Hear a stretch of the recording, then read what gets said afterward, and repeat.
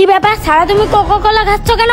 এই আমি কোক খাচ্ছি, তোমার কি? আমার কি মানে তুমি জানো না এটা কাদের পণ্য? কোক আমার পছন্দ তাই আমি খাচ্ছি। তুমি কি জানো এটা কোথা থেকে আসে আর কারা তৈরি করে? আর এই লাভের অংশ কোথায় ব্যয় হয়? আমি কি কোক কোম্পানিতে চাকরি করব যে আমার এত কিছু জানা লাগবে?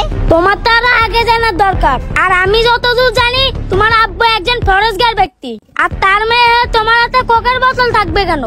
এই ছোট ভাই দাঁড়াও, আমার আব্বু ফরেস্টগার্ড ব্যক্তি ঠিক আছে, তার সাথে কোকের সম্পর্ক কি? আচ্ছা এ না হয় জানে না, কিন্তু আপনার তো জানার কথা।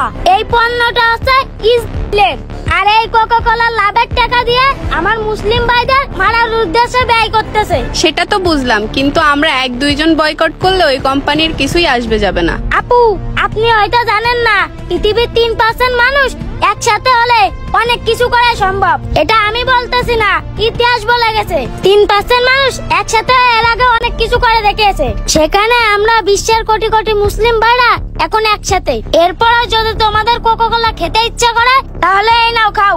তাহলে আজকে থেকে আমরাও এই কোকো কোলা বয়কট করলাম। Good girl. তাহলে আমরা এখান থেকে বেরে তোমাকে একটা চকলেট আইসক্রিম খাওয়াবো। আচ্ছা ঠিক আছে, চলো। আরে এই আমিও তো যাব। তো আসেন।